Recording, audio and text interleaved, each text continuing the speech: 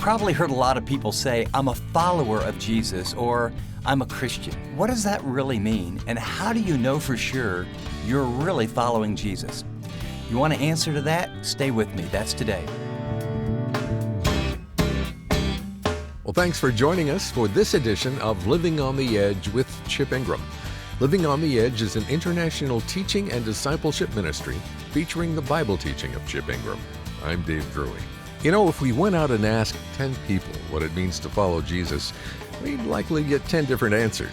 Today, Chip goes right to the source and explores what Jesus said it means to follow him.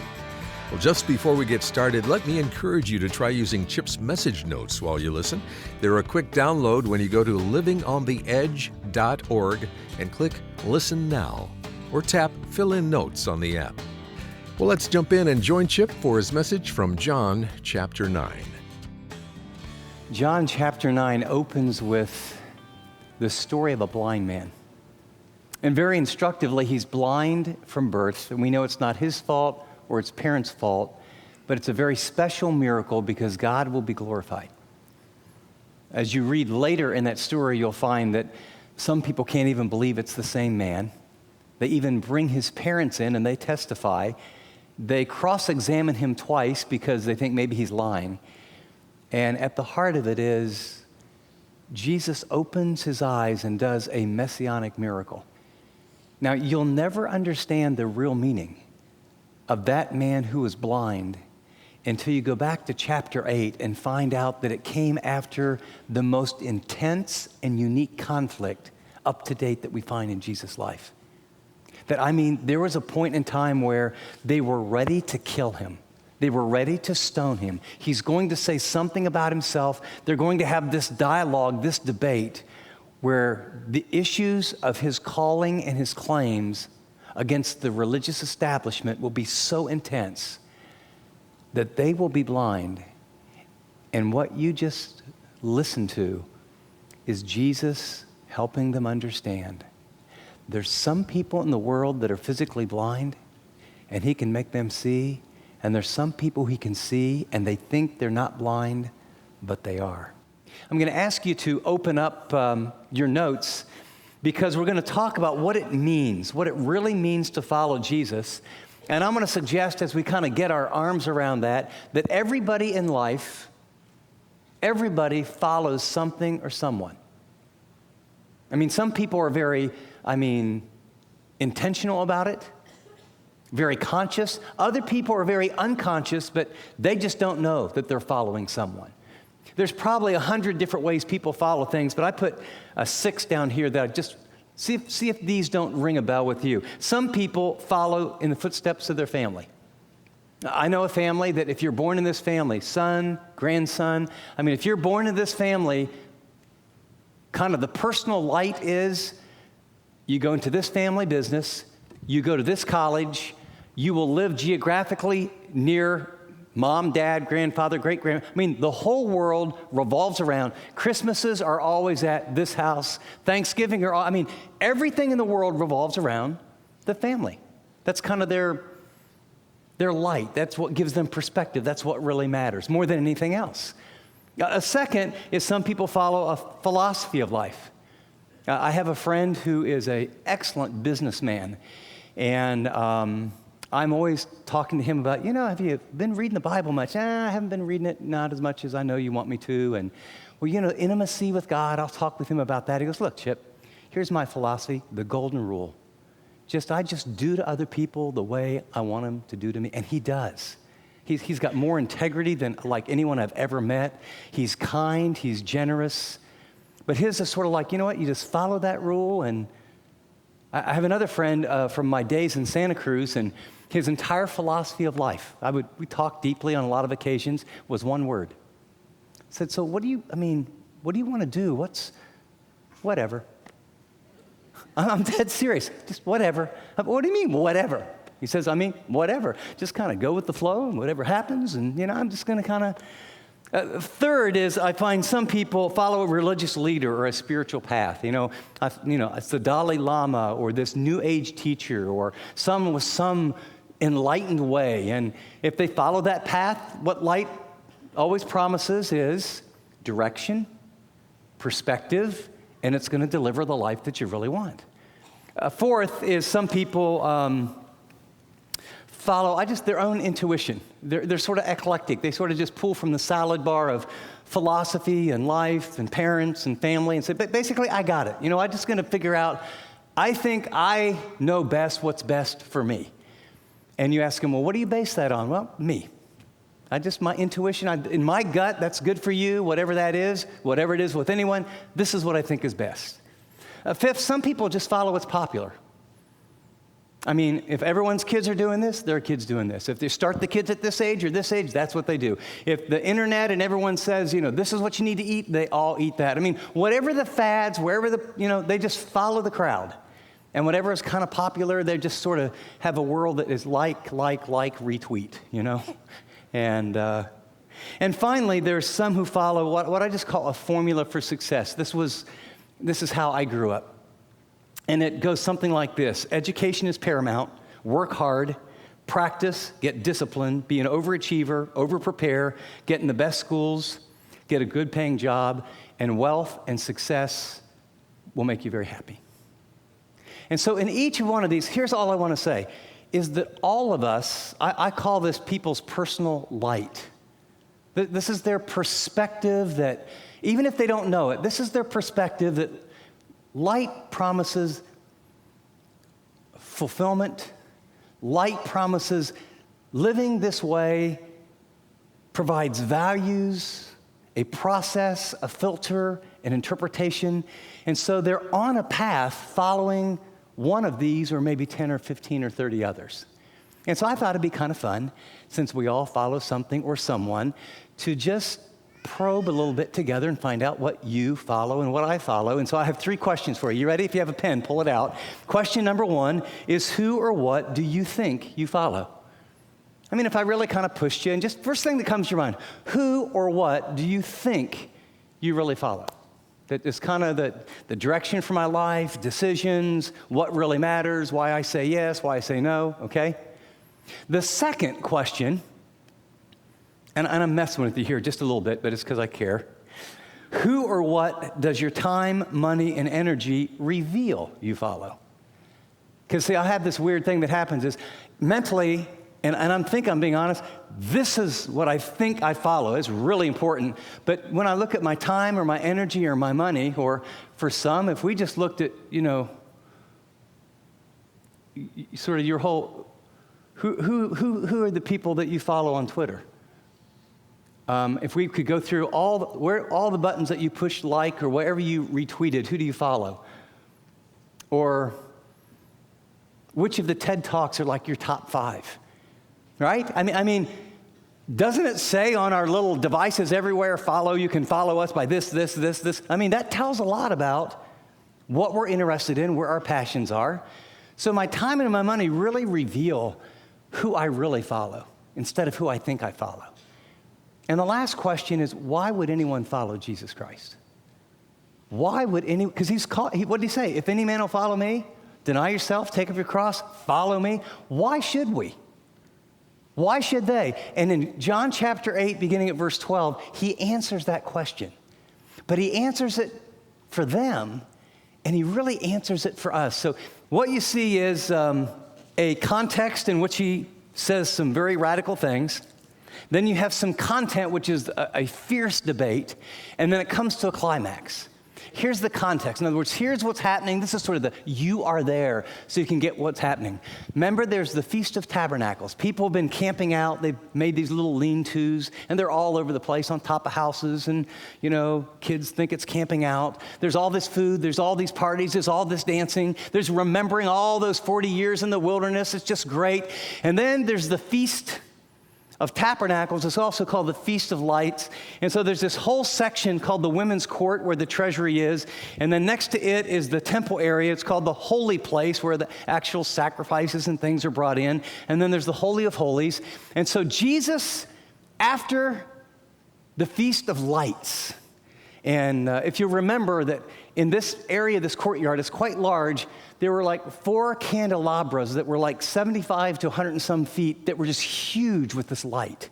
And it would remind them of Remember when the children of Israel, the light, the fire above, and it would move, then they would move in the cloud by day? And so Jesus has said, the water out of the rock, that's me. And now he says, literally, grammatically, he says, I am, in the emphatic position, the light of the world. Not a light. I am the light of the world. If anyone follows me, you'll never walk in darkness, but you will have or possess the light of life. I mean, it's radical. So they've been thinking about all of God's history. It's in the very place where all these big candelabras were with the lights. It's all over, and he comes out at dawn. We've already seen the scene with the woman caught in adultery, and then he makes this outrageous statement. It's a promise. It's a declaration. I am. You want to follow someone? I am the light of the world. Promise. If you follow me, and by the word, it's a present participle. If you continue to follow me, you will never walk in darkness, but instead you'll have the light of life. Now, in about 6 months, he's going to go to the cross. A lot of times he's done lots of ministry in rural areas, and a lot of times he heals someone or does a miracle and says, please don't tell anybody. I mean, would you please go to the priest and get this taken care of? Because every time you tell someone, thousands of people make my life impossible to continue my ministry. But he's done with sort of the secret messiahship. He is now in Jerusalem at the place of the tabernacle. He's going public, and he's declared, I'm the light of the world.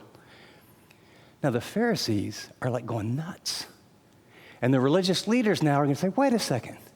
The Jewish law says that the testimony of one person is invalid. We need the testimony of two. So now they're going to go into this big debate about why, in fact, what he's saying can't be true.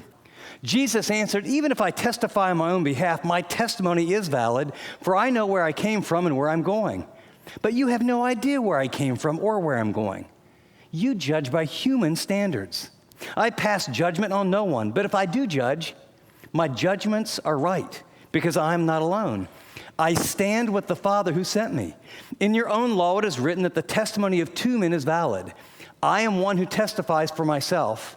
My other witness is the one who sent me, the Father. He's speaking of God the Father. Then they ask him, where's your Father? And by the way, this is probably a dig. There was many rumors about Jesus. By now, they're trying to cut him down every way possible.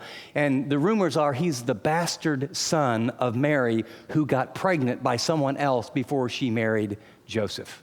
Where's your father? I mean, your real father. And Jesus responds, you do not know my Father. If you knew me, you would know my Father also. He spoke these words while teaching in the temple area, in the place where the offerings were put, where we just described. Yet no one seized him because his time had not yet come. Now, verse 21, there's a shift. In verse 21, he said, look, I have credibility. I have two witnesses. There's me. There's the Father. You guys, we've been through a lot. You don't have a clue of who I really am. And that's why you have no spiritual perception. And now he's going to take it to the next level. And notice in your notes, the next section, he warns of the consequences of unbelief. I mean, he's going to be very direct and say to them, the consequences of your continued unbelief, you won't even look at the facts. He said earlier, if you don't believe my words, at least believe the works of the miracles that I've done. He's going to say in this section that because of their unbelief, they'll die in their sin. He's going to say that the only time they'll ever realize who he really was is after the cross and the resurrection. And then you're going to notice in the very last verse, there's one group of people who actually believe. Because there's about 15 of these steps that lead up, and the Levites, they would come and they would say a psalm on each step, and it was, a lot of pageantry in those feasts. Well, now it was dawn, and so you got a crowd of people listening to him, and then you have this group who's really wanting to kill him and get rid of him, and so you've got this mixed group, and now he's talking to the religious leaders, but a lot of people are listening in going, whoa. I mean, this would be heated. Don't think like a presidential debate. With the senator from Illinois, you have 2.4 minutes. Would you like to make a statement? Thank you very much. But and now the next question goes to, this is vein popping. If you've ever been to Israel or downtown New York, right? And you watch culturally Jewish people talk to one another when they're kind of ticked off and pretty animated. I mean, when they're not ticked off and not animated. Hey, can I get that cab? Sure, man, it's all yours, right? And this is what's going on. I mean, this is intensity with a capital I. So here's what happens. Notice verse 21. Once more, Jesus said to them, I'm going away, and you will look for me, and you will die in your sin. I mean, that's pretty radical. Where I go, you cannot come. This made the Jews ask, will he kill himself? Is that why he says where he goes, we can't come? But he continued. Now he's trying to help them see, you are from below, I am from above. You are of this world, I'm not of this world. I told you, he's just reminding him, he's being direct, he's being clear. I told you that you would die in your sins if you will not believe that I am the one I claim to be. You will indeed die in your sins. Who are you, they ask. Just what I've been claiming to be all along, Jesus replied. I have much to say in judgment of you, but he who sent me is reliable, and what I've heard from him I tell the world. They did not understand that he was telling them about his Father. So Jesus said, when you've lifted up, and John always uses this phrase for the cross and the resurrection later, when you've lifted up the Son of Man, then you will know who I am. And I do nothing on my own, but speak just what the Father has taught me. The one who sent me is with me. He has not left me alone, for I always do what pleases him. And then this little sidebar. Even as he spoke, many people put their faith in him. Now, it's interesting because if you can imagine this crowd, it seems now he takes his attention and speaks to those people who've believed in him. And we're not sure whether they have partial belief or they have full belief or whether he's the Messiah, but he's going to now say, look, let me give you the acid test of discipleship. If you really want to be a follower, this isn't just an intellectual belief. And so there's this mixed group of, there's a hostility and debate going over here. There's people that have believed over here. And so verse 31, almost through the end of the chapter, I want to tell you in advance what he's going to say, because as I read it, I want you to catch it. First thing he's going to say is that if you obey my word, it will result in freedom. He's going to talk about the acid test of discipleship is you have to obey my word. This isn't intellectually believing something about me. This is about relational and obedience. Second, he's going to say, if you love me, and by the way, don't think of love as just a ooey-gooey feeling, but if you love me, have very personal alignment. If I am your light and the alignment of your life, then the result is you'll hear God's voice. You'll be able to hear God speaking to you.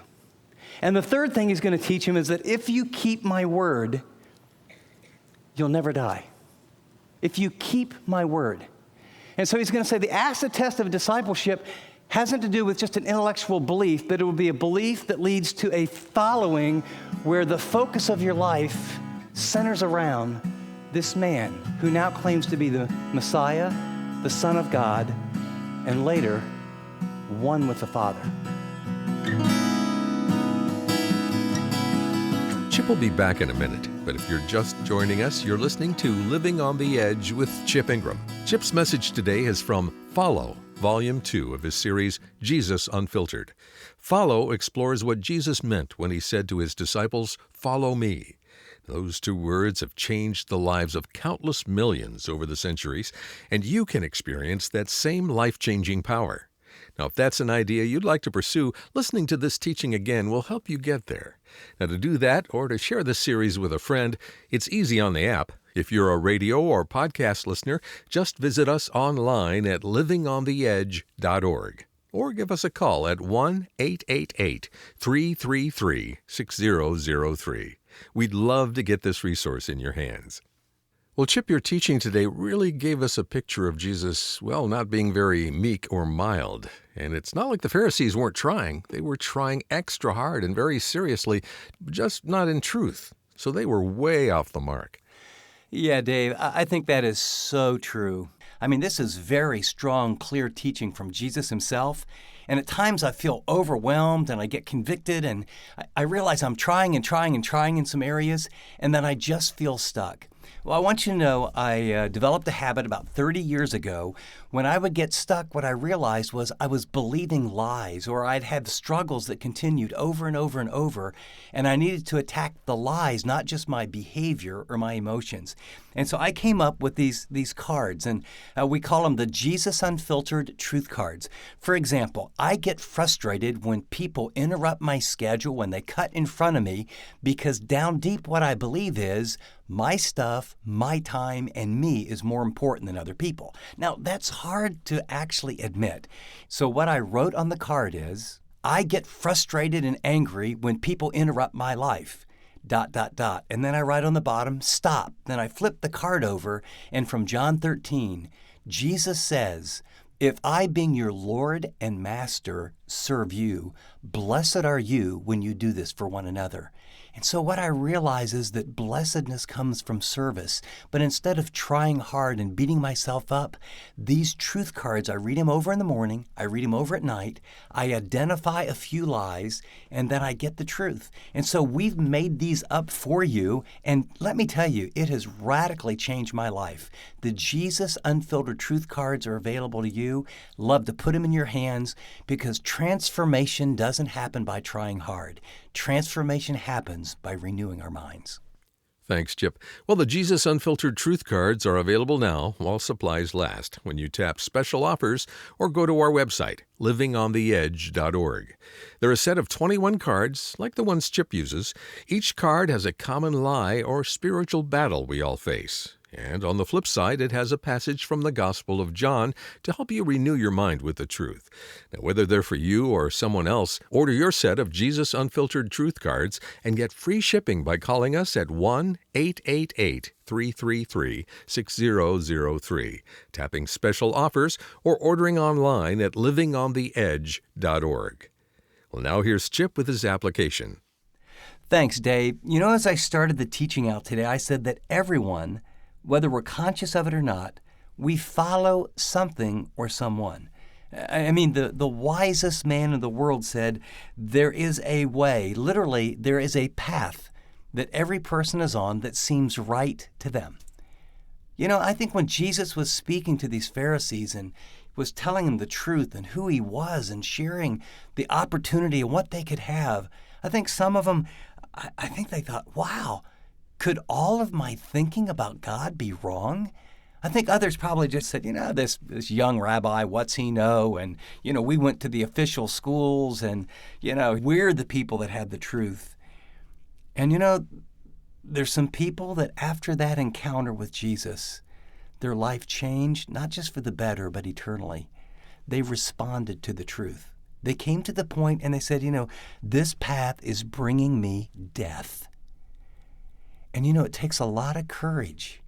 It takes a lot of courage to admit the path you're on is wrong. You know, one of the things I ask people in sort of private counseling moments is, do you like your life?